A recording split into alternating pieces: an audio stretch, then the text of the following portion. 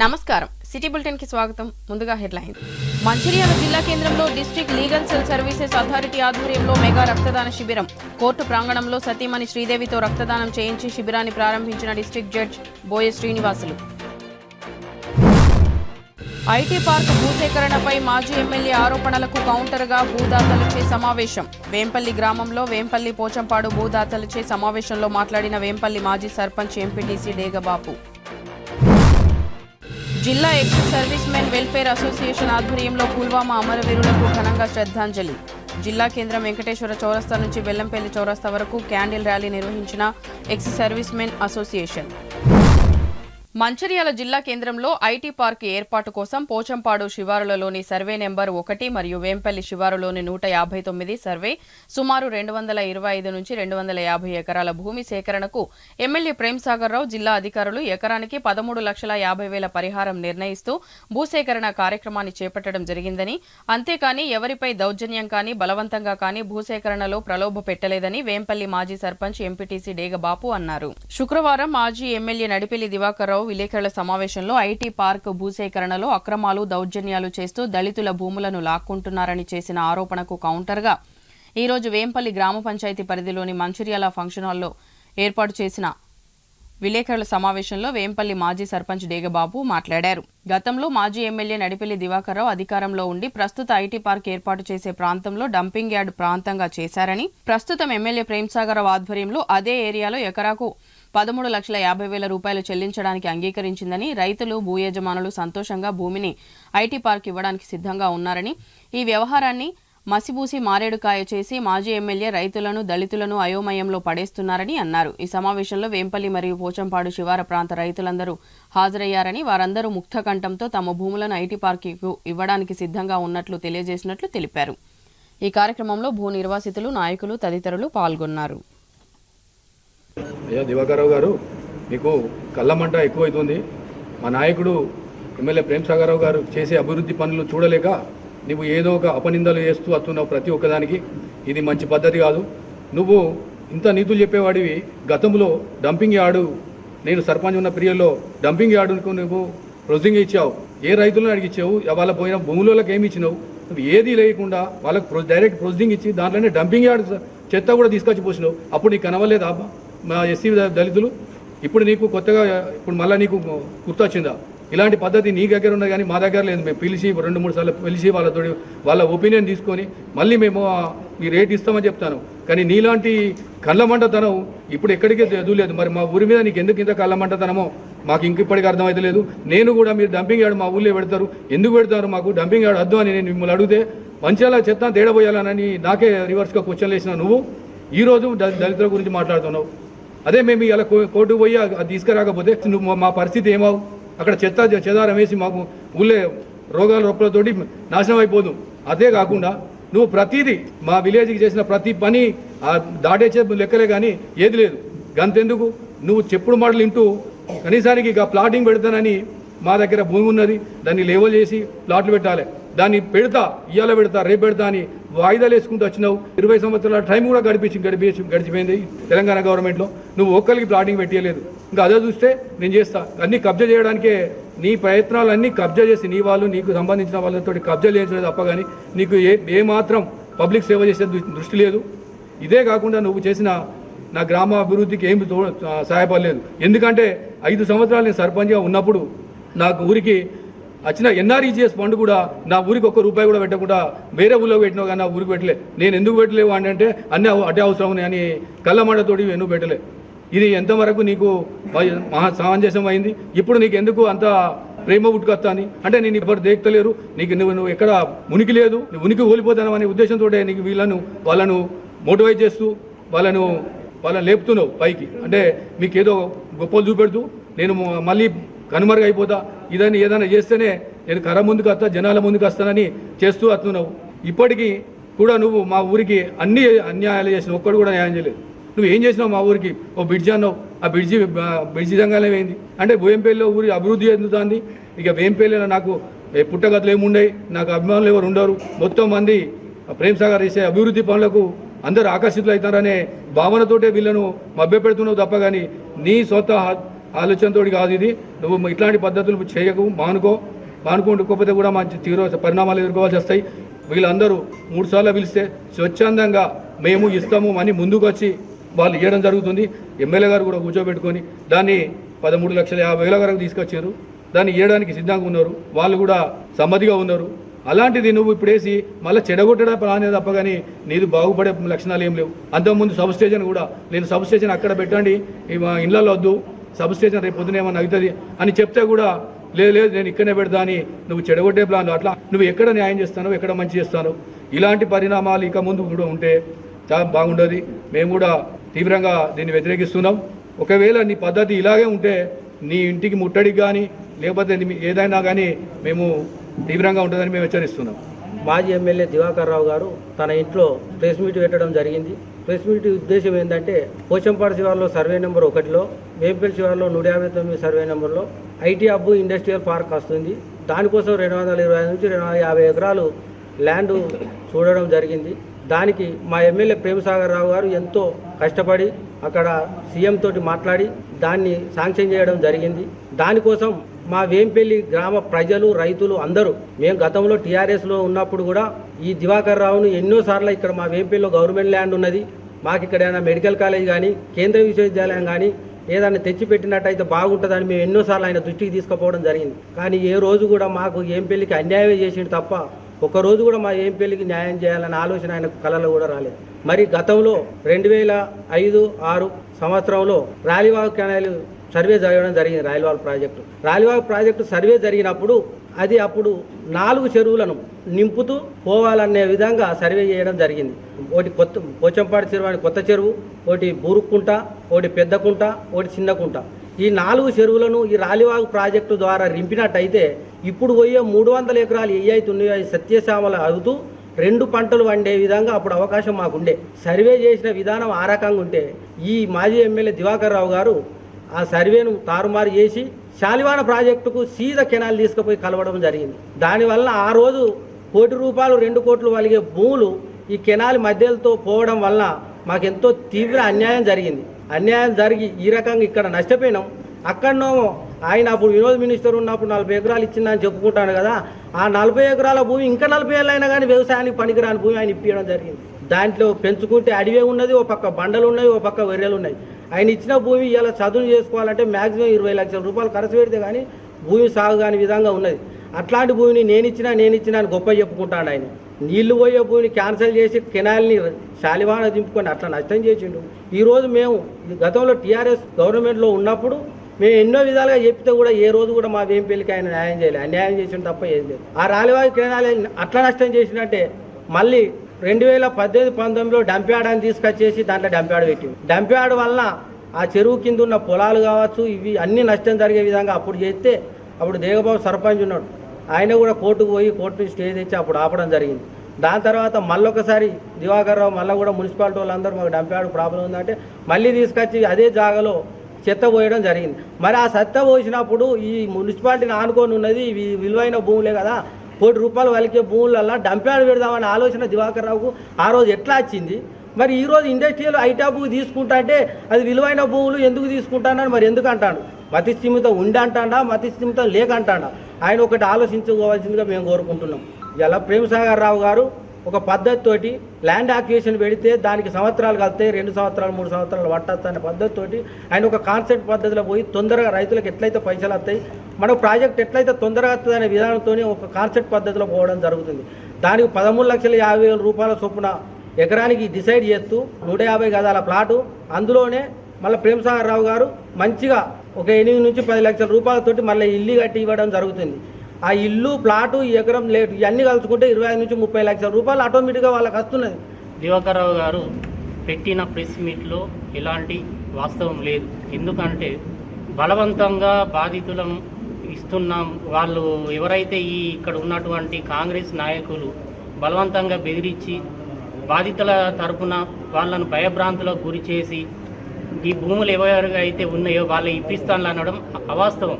మాకు ఎవరైతే మేము బాధితులం ఉన్నామో మాకు 13,50,000 ఎకరానికి కట్టిస్తా అని చెప్పిండ్రు. అదేవిధంగా అక్కడ ఇందిరమ్మ ఇల్లు కూడా మేము నిర్మించిస్తామని చెప్పిండ్రు. వీలైతే అక్కడ ఇంకా ఏదైనా ఎక్స్టెన్షన్ భూమి మిగిలినైతే మీ బాధితుల తరపునే ఇస్తామని చెప్పిళ్ళు, ఇంటికి ఒక ఉద్యోగం కూడా ఇస్తామని చెప్పిళ్ళు. ఇప్పుడు నువ్వు చేసింది అన్యాయమా లేకపోతే ప్రేమ్ సాగర్ రావు గారు చేసేది అన్యాయమా? అందరూ కూడా నియోజకవర్గంలో ఉన్న ప్రజలందరూ కూడా ఇతని కళ్ళబుల్లి మాటల్ని గమనించాలని మేము కోరుకుంటున్నాం. మేము ఎప్పుడు కూడా స్వచ్ఛందంగానే ముందుకు వచ్చినాం, కానీ మమ్మల్ని ఎవ్వరు కూడా బెదిరియలేదు. ఈరోజు మాకు పరిపూర్ణంగా ఎమ్మెల్యే ప్రేమ్ సాగర్ రావు గారు మాకు కరెక్ట్ న్యాయం చేసిండని మేము కోరుకుంటున్నాం. District legal cell services authority Mancherial ఆధ్వర్యంలో ప్రిన్సిపల్ డిస్ట్రిక్ట్ సెషన్స్ జడ్జి బోయ శ్రీనివాసులు మరియు మంచిర్యాల బార్ అసోసియేషన్ అధ్యక్షులు జగన్ సహకారంతో లయన్ వి మధుసూదన్ రెడ్డి నేతృత్వంలో మంచిర్యాల పట్టణ కోర్టు ప్రాంగణంలో మెగా రక్తదాన శిబిరాన్ని నిర్వహించారు. ఈ రక్తదాన శిబిరానికి మొదటగా డిస్ట్రిక్ట్ జడ్జి బోయ శ్రీనివాసులు తన సతీమణి శ్రీదేవితో ముందుగా రక్తదానం చేసి కార్యక్రమాన్ని ప్రారంభించారు. ఈ సందర్భంగా డిస్ట్రిక్ట్ జడ్జి శ్రీనివాసులు మాట్లాడుతూ రక్తదానం యొక్క ప్రాముఖ్యత, రక్తదానం చేయడం వలన కలిగే లాభాల గురించి వివరిస్తూ ప్రతి 6 నెలలకు ఒకసారి రక్తదానం చేయడానికి ముందుకు రావాల్సిందిగా విజ్ఞప్తి చేశారు. ప్రోగ్రాం చైర్పర్సన్ లయన్ వి మధుసూదన్ రెడ్డి మాట్లాడుతూ లయన్స్ ఆర్గనైజేషన్ ద్వారా సమర్పించిన వినతి పత్రానికి స్పందించి ఈ రోజు రక్తదాన శిబిరాన్ని నిర్వహించినందుకు ధన్యవాదాలు తెలిపారు. లయన్స్ క్లబ్ ఆర్గనైజేషన్ ద్వారా ఉచిత కంటి శస్త్రచికిత్స శిబిరాన్ని నిర్వహిస్తామని తెలిపారు. ఈ కార్యక్రమంలో లయన్ వి వినయ్ కుమార్, కార్యదర్శి చందూరి మహేందర్, జిల్లా కార్యవర్గ సభ్యులు Kasarla Srinivas, Edla Kishan, advocate Mallareddy, blood bank సిబ్బంది తదితరులు పాల్గొన్నారు.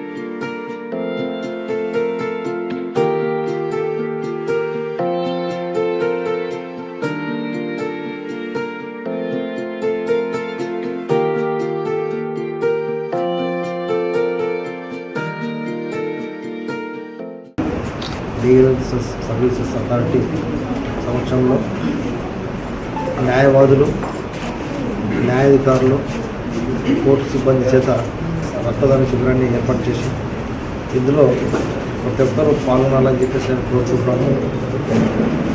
ఎందుకంటే రక్తదానం వలన ఒకరి ప్రాణులను మనం కాపాడిన వారు అవుతాం. అదేవిధంగానే మన ఆరోగ్యానికి కూడా చాలా మంచిది. యాక్సిడెంట్ అయిన వాళ్ళకి, శస్త్రచికిత్స చేసుకున్న వాళ్ళకి, అదేవిధంగానే క్యాన్సర్ పేషెంట్లకు కూడా రక్తం చాలా అవసరం అవుతుంది. కాబట్టి అందరికీ నేను కోరుకున్నది ఒకటే, ప్రతి ఒక్కరూ రక్తదానం చేయండి, ప్రాణాలను కాపాడండి. It is a community service to save for the lives of others.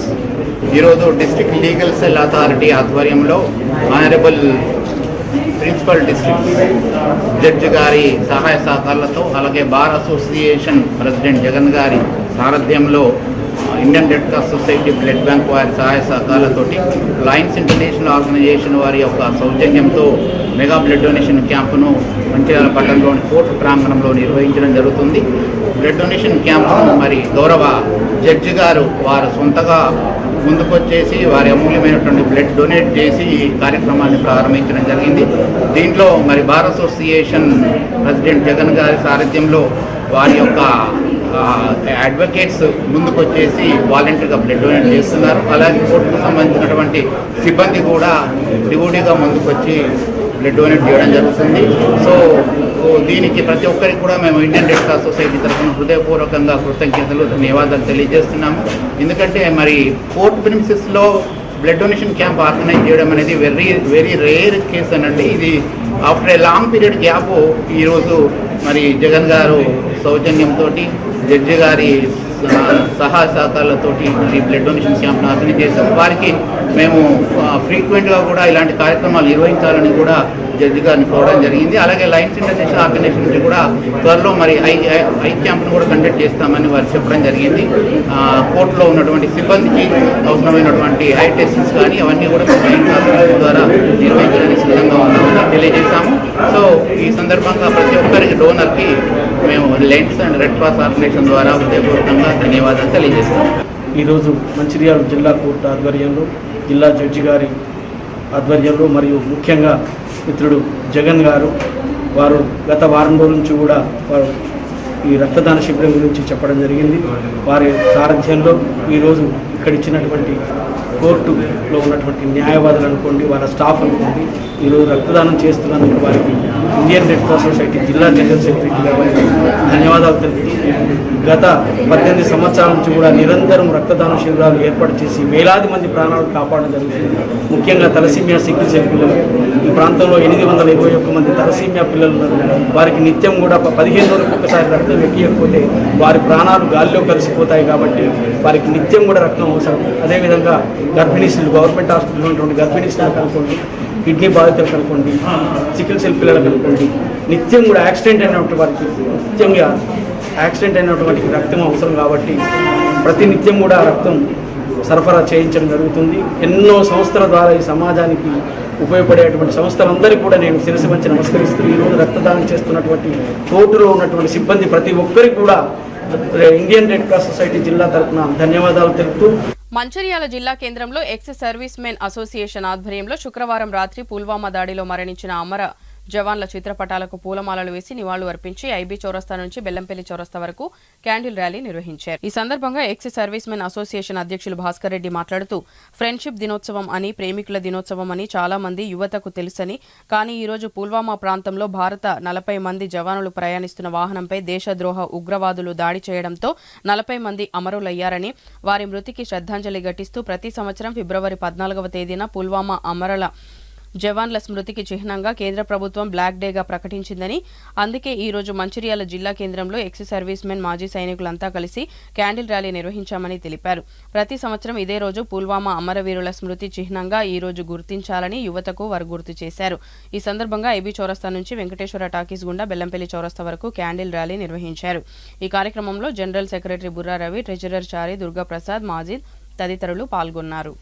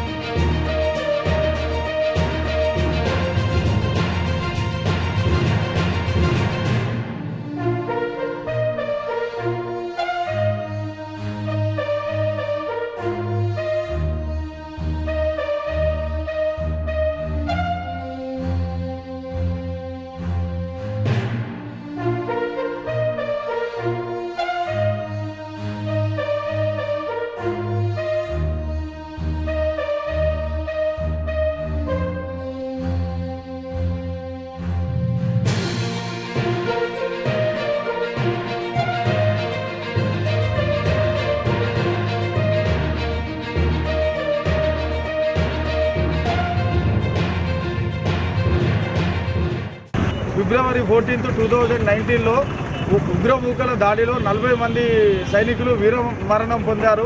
దానికి కేంద్ర ప్రభుత్వం బ్లాక్ డేగా ప్రకటించింది.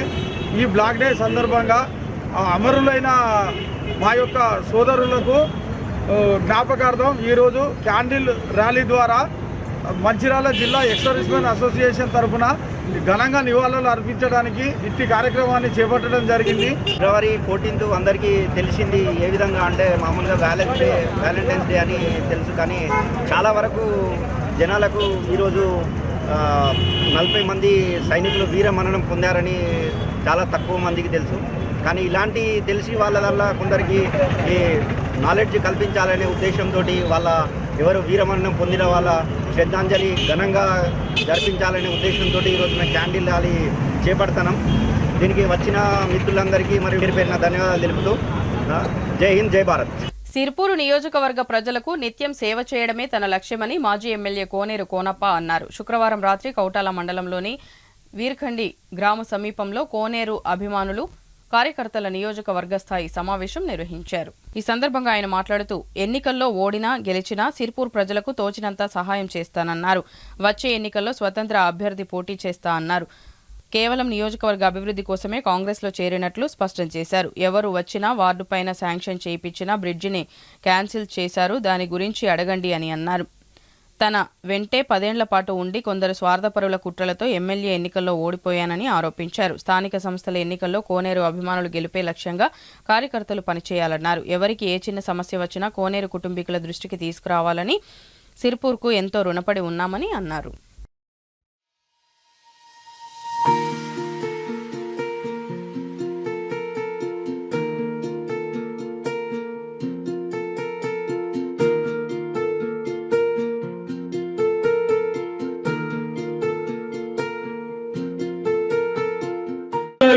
మహారాష్ట్ర నుంచి, నాగ్పూర్ నుంచి, రాజస్థాన్ నుంచి మనుషులు వచ్చి పత్తి మిరపకాయలు ఎత్తానంటే ఇది కోనప్ప ఘనత అని చెప్తా ఉన్నా. ఇలా గర్వంగా చెప్తా ఉన్నా. నేను ఇలా రువాతో చెప్తా ఉన్నా. ఇలా 10,000 మంది బయటికి వెళ్ళి కైకేలు చేస్తా ఉన్నారు. ఇంతకుముందు మనం ఖమ్మం పోతుంటివి, గుంటూరు పోతుంటివి, ఇలా అవునా కాలం మీరు ఏదో చేయలేదు చెప్పాలని చెప్పి మనం చేస్తా ఉన్నా. ఇలా కేసీఆర్ దగ్గర పోయి 100 కనెక్షన్ తీసుకొచ్చిన. మొగడు దగ్గర, వీర్దండి, గుండాయిపేట, తాట్పల్లి, ఇలా ఊరికి 500 చొప్పున దాదాపు 4,000, 3,000 కనెక్షన్లు ఇలా ఇస్తే ఒక్కొక్క బోర్ కింద 3 ఎకరాలు 4 ఎకరాలు పంట పడితే ఇలా 30,000 ఎకరాల్లో మిర్చి వేసిన ఘనత సిర్పూర్ తాలూకాది ఈ రైతు బిడ్డలు చెప్పి మనం చెప్తా ఉన్నా. ఇప్పుడే నాకు ఒక సేటు కలిసిండు. నేను కౌటాలో కూర్చుంటే ఒక గోయల్ సేట నాగ్పూర్ నుంచి వచ్చాడు. నా ఇంటికి వచ్చిండు నన్ను చూస్తానికి. నీ గురించి బాగా మంది చెప్తారు, అయితే నిన్ను చూస్తాను వచ్చిన అన్నాడు. సేటు రా కూర్చో ఛాయ్ రాగన్నా. బోట్ మిర్చి ఎవరు గారు అచ్చా రేట్ అరా ఇసుకో అని చెప్పి అన్నాడు. నేను సంతోషం మా వాళ్ళకు 100 రూపాయలు ఎక్కువ ఇవ్వని దండం పెట్టి ఆయన కూడా ఒక దండం పెట్టి ఒక 100 రూపాయలు ఎక్కువ మా వాళ్ళకి అని చెప్పిన. నేను ఒకటే మాట చెప్తా ఉన్నా. ఇలా ఈ మిర్చి ఎట్లా పండింది? గుండాయిపేట సబ్స్టేషన్ ఎట్లా వచ్చింది చెప్పింది. గుండాయిపేట సబ్స్టేషన్ వస్తుందా? నేను తీసుకొచ్చిన. కరెంటు ప్రాబ్లం అవుతుంది తీసుకొచ్చిన. కానీ మీరు 3 నెలల నాడు చూసినా. మంచిర్యాల జిల్లాలో ఉన్నటువంటి తలసేమియా సికిల్ సెల్ వ్యాధిగ్రస్తులను ప్రభుత్వం ఆదుకోవాలని thalassemia sickle cell vice president Kasala Srinivas వైద్య ఆరోగ్య శాఖ మంత్రి దామోదర రాజనరసింహకు లేఖ రాశారు. ఈ సందర్భంగా ఆయన మాట్లాడుతూ గత ప్రభుత్వం ప్రతి నెల 15,000 రూపాయల చొప్పున వ్యాధిగ్రస్తులకు అందజేసిందని పేర్కొన్నారు. కాంగ్రెస్ ప్రభుత్వం తలసేమియా సికిల్ సెల్ వ్యాధిగ్రస్తులకు ఇచ్చే మందుల ఖర్చు 30,000కు పెంచాలని ఆయన కోరారు. అంతేకాకుండా ఆరోగ్యశ్రీ పథకంలో భాగంగా ఇంజెక్షన్లు, ఇన్ఫ్యూజా, పంపు సైడ్ ఫిల్టర్లు మార్పిడి ఆరోగ్య పథకంలో చేర్చాలని ఆయన ప్రభుత్వాన్ని కోరారు. నిరంతరం చావు బ్రతుకుల మధ్య కొట్లాడుతున్న తలసేమియా సికిల్ సెల్ వ్యాధిగ్రస్తులకు ప్రభుత్వం అండగా ఉండి ఆర్థికంగా ఆదుకోవాలని కోరారు. వ్యాధిగ్రస్తులు చాలా వరకు పేదరికంలో ఉన్నారని, కనీసం బస్సు ఛార్జీలు పెట్టుకోని పరిస్థితుల్లో ఉన్నారని, ప్రభుత్వమే ఆదుకోవాలని thalassemia sickle cell vice president Kasala Srinivas వైద్య ఆరోగ్య శాఖ మంత్రి దామోదర రాజనరసింహకు లేఖ ద్వారా రాశారు. ఈరోజు తేదీ 14వ తారీఖు 2వ నెల 2025వ రోజున మన తెలంగాణ రాష్ట్ర ఆరోగ్య శాఖ మంత్రి దామోదర రాజనరసింహ గారికి తలసీమియా సికిల్ సెల్ వ్యాధిగ్రస్తుల ఆరోగ్యశ్రీ పథకంలో మార్పులు చేయాలని లేఖ రాయడం జరిగింది. ఎందుకంటే గత ప్రభుత్వము టీఆర్ఎస్ రాష్ట్ర ప్రభుత్వము తలసీమియా ఆరోగ్యశ్రీ పథకములో ప్రతి నెల 15,000 రూపాయల ప్యాకేజీకి సంబంధించిన ఆరోగ్యశ్రీ మందులు మందులు వెచ్చించింది. కానీ అందులో కొన్ని మార్పులు చేర్పులు ఈ ప్రభుత్వం చేయాల్సి ఉన్నది. తెలంగాణ టీఆర్ఎస్ ప్రభుత్వము ఆరోగ్యశ్రీ పథకానికి 5 లక్షల రూపాయలు మాత్రమే సంవత్సరానికి కేటాయించింది. కానీ మన కాంగ్రెస్ ప్రభుత్వము 5 లక్షల నుండి 10 లక్షలకు పెంచడం జరిగింది. అందులో తలసీమియా సిక్కిల్ సెల్ వ్యాధిగ్రస్తుల ట్రీట్మెంట్కు నెలకు 15,000 రూపాయలు గత ప్రభుత్వంలో ఉన్నది. ఈ ప్రభుత్వంలో కూడా నెలకు 15,000 రూపాయలు మాత్రమే వెచ్చించింది. కానీ పెద్ద పిల్లలకు ఎక్కువగా రక్తము ట్రాన్స్ఫ్యూషన్లు జరిగిన పేషెంట్లకు వాళ్ళ శరీరంలో ఐరన్ ఓవర్లోడ్ ఎక్కువగా ఉన్నందున నోటితో మింగే టాబ్లెట్లతో పాటు ఇంజెక్షన్లు, డెస్ఫరాల్ ఇంజెక్షన్లు కూడా ఇవ్వాల్సి ఉన్నది. ఈ డెస్ఫరాల్ ఇంజెక్షన్లు ఇన్ఫీజా పంపు ద్వారా మరియు రక్తం ఎక్కించుడు గ్లూకోసైడ్ ఫిల్టర్ల ద్వారా ఎక్కించాలి. ఇవి ఆరోగ్యశ్రీ పథకంలో ఇదివరకు పొందపరిచిన సర్కులర్లు లేవు. కాబట్టి ఆ సర్కులర్ను సవరించి